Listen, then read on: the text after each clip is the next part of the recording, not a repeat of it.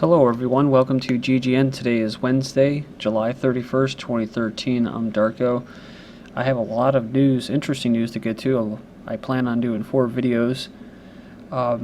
Also, this is the 31st, so just beware. Revenue collectors are out in full force today, trying to basically collect revenue so they can keep getting paid.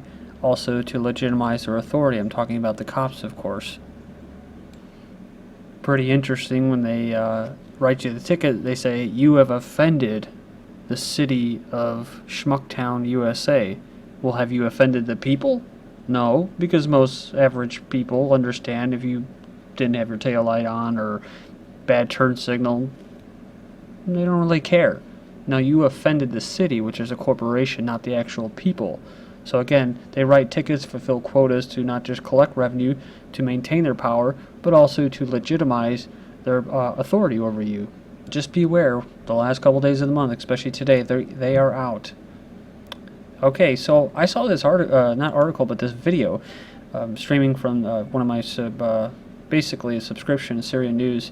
It says here, British women have started signing up for jihad in Syria alongside with British terrorists. Now, this is interesting because both these individuals had probably better English than you or I. So, highly educated, degrees and stuff, living a good life in Britain, but at the same time complaining about how people don't like how they're wearing the veil. So, wearing the full veil.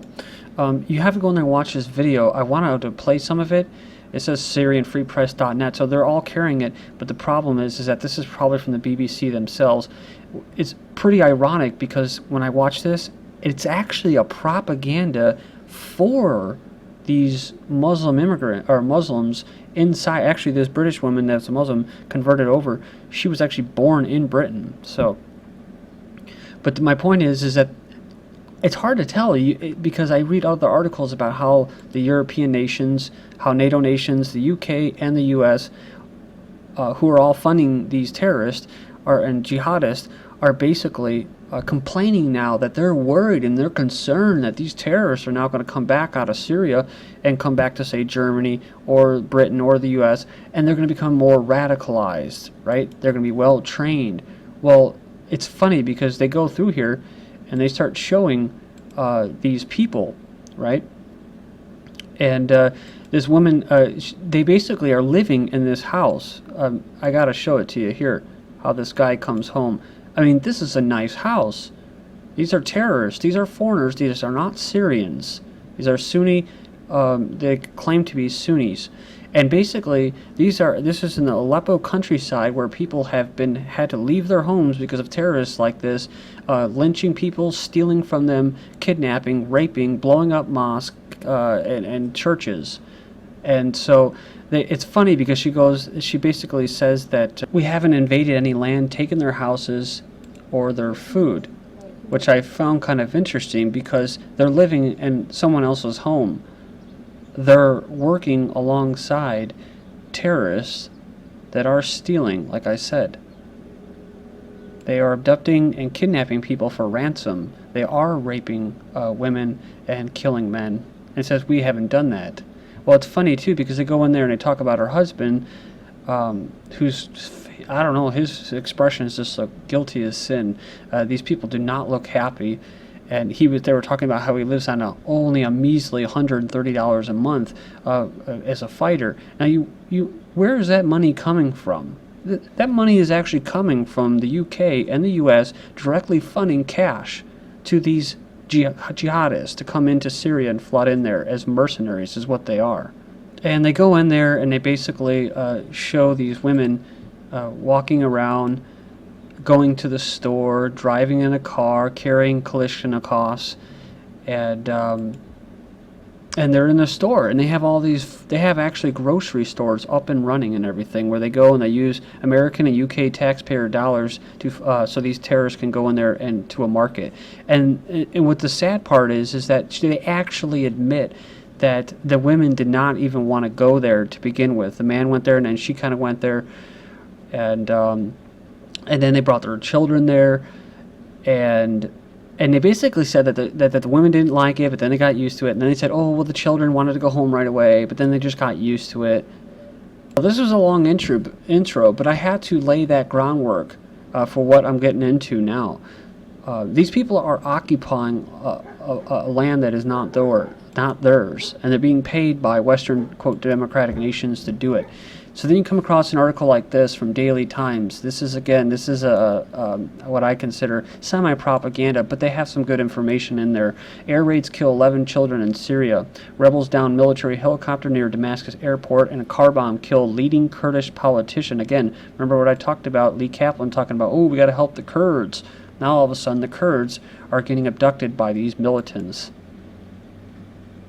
Deaths in homes come as troops press an offensive against remaining rebel areas there, while in the Aleppo province. The raid comes exactly a year into the rebel takeover of a targeted town of Anadan. So see, rebel takeover, they're actually occupying these lands right now. They downed a military helicopter with ground-to-air missiles near Damascus, killing a leading Kurdish politician with a car bomb. Says the number of people killed in the regime air raid in Anadan has risen to 7 children and 3 women. So these people, and this is coming from the Syrian Observatory for Human Rights, this is actually I would imagine I covered this before, it is in the UK based, and it's a pro-Zionist. You have to take in consideration what's happening here, but also you have to take in consideration that these people are not Syrians and that they're being paid there to occupy this land as mercenaries and terrorists. But these Islamist rebels or mercenary terrorists use, quote, sophisticated ground-to-air missiles to down the helicopter in Damascus. Moving on here, we have Syrian army advances in Aleppo despite militants' massacres. They achieved on Friday great progress. And it says here, Khalidia and Jurat Shia regions of Homs City in the neighborhoods of Damascus countryside. See, London-based Syrian Observatory for Human Rights said the opposition militants in Khan al-Assal of Aleppo, western countryside, have executed more than 50 Syrian soldiers by shooting them dead. Hasaka Sanda said that insurgents committed another massacre against the village of Makbara in the rural city, where they executed 7 citizens in response to the people's rejection of acts carried out by the militants in the region. Syrian army secures grips on Homs town that we just talked about, also Khalid bin al-Walid Mosque. Takfiri militants kidnap Italian priests in Syria. Foreign-backed militants fighting against the Syrian government have kidnapped an Italian priest in the northern city of Raqqa. The members of the al-Qaeda-linked Islamic State of Iraq. Raqqa fell to the militants on Monday. This is crazy. This is so typical. Again, these militants have been abducting UN workers and stuff, and journalists. And a lot of these journalists are there to propagate the narrative, the Zionist and Western narrative, a regime change, as if it's a civil war when it's not. Syrian authorities had actually expelled the Italian priest from the country last year over his anti-government activities. He had been acting as an unofficial diplomat for the Syrian opposition, trying to heal sectarian rifts between activists in a bid to create a united opposition. So there you go. Syrian militants take 200 Kurds hostage. So this is big news. Foreign-backed militants fighting against the Syrian government have taken 200 Kurdish civilians hostage. Then you have Kurdish militia says all Syrian Kurds must resist Islamist rebels. Faction issues a call to arms after assassination of their key politician. It has been presumed that the Islamist rebels did so as part of a campaign against Kurdish resistance against their control over the region. They say it threatens to drag Turkey in the war as well, since Turkish officials have always backed the rebels specifically on hopes of curbing Kurdish independence bids, and the civil war, like I said, foreign invasion by mercenaries, seems to instead be providing a great opportunity for the Kurds to establish a de facto autonomy. So this is so interesting. This is right after this, I hate to say it, but that's what I like to say, douchebag, Lee Kaplan, who's a big Zionist. This is what he talked about in this interview with this he calls a loser Ken O'Keefe, who basically called him out for what he is, a shill.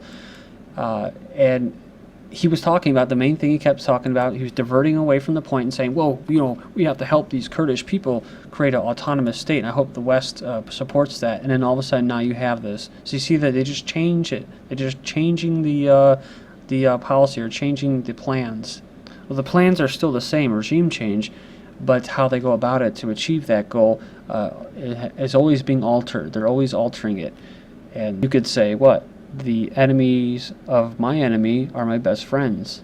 which is why I said about a year ago in a video that the Zionists plan a proxy state of Kurdistan. So this is what this individual represents: defending America for knowledge and action. So DAFCA is a pro-American, pro-Israel activist group on U.S. campuses devoted to countering protesting against Palestinian demonstrations. It was formed because, in its view, mainstream Jewish organizations were insufficiently dedicated to going after the enemy. Right. It's actively primarily on campuses in San Francisco, although the mainstream Jewish organizations there are trying to distance themselves from its work. Al-Qaeda member confirms terrorist entry to Syria, Damascus, July 27th. A member of the Al-Qaeda terrorist network recognized that a large number of its members in Europe, the Caucasus, Afghanistan, North Africa infiltrated Syria through the Turkish border since the conflict began. They quoted statements of a militant of the terrorist organization who lives in the region of Fateh, Istanbul, and made such confessions to the Turkish newspaper Taraf.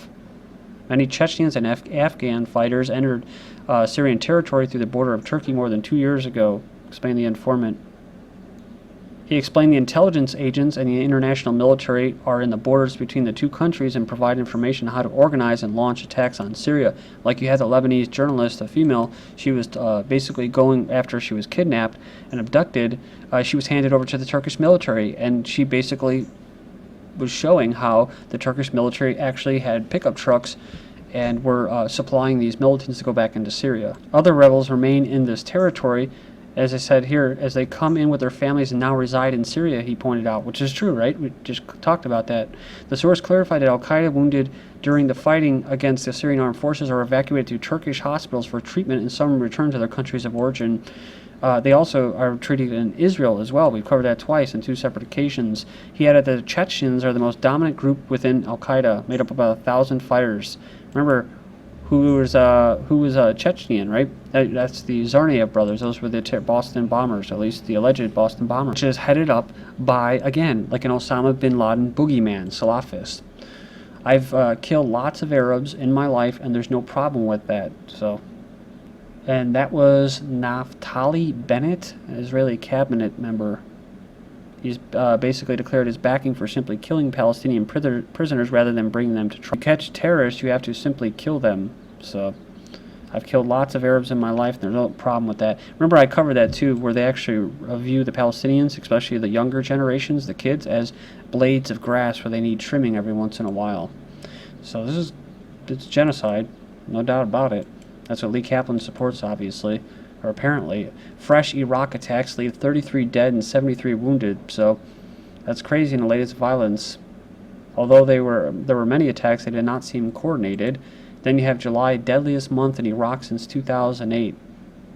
So they killed 989 people across the country. Al-Qaeda affiliate claims responsibility for Iraq bombings. An Al-Qaeda affiliated group responsible for the wave of bombings killed 60 people on Monday, says it was facing open war from insurgents bent on plunging the country into sectarian strife, which is the goal, right? So it's funny that the West is, they're arming Al-Qaeda, they're backing Al-Qaeda, and yet this is what you have. You know, we got to get Al-Qaeda. So, like I said, you can actually get schizophrenia from covering or getting into this information if you really want to. Jailbreaks. Security found lacking in Iraq, Libya, Pakistan. First you had Libya, where it was 1,300 people, prisoners were let go. Now there's all kinds of instability, destabilization. Pakistan, now all of a sudden, you had 300 people jailbreak, and now in Iraq. So, that's way too coincidental and coordinated all to happen at the same time. I've seen this happen before in waves. So this is like intelligence agencies basically carrying this out. Then I saw this: Syrian presidency launches Instagram account to post Assad activities and photos. So dozens of photos have been published on an account created under the name Syrian presidency. Include the president's visit to Raqqa and inspecting field conditions in Baba Ammar area of Homs last year after the army seized control over it. It's noteworthy that the Syrian presidency has established earlier accounts on social networking sites like Twitter and Facebook after the protests erupted in the country since more than 2 years. So I guess you would have to be kind of smart to do this because the terrorists are using social networks. But when you look at mainstream media, what do they say? As thousands die, Assad takes selfies. So he joins Instagram, fails to capture civil war. See how double-sided it is? says here that one commenter, probably a troll, said this is not the real Syria. Well, funny, because when you see U.S. presidents rolling around, smiling and cheering, you could say, well, this isn't the real U.S. This is GGN. Thank you.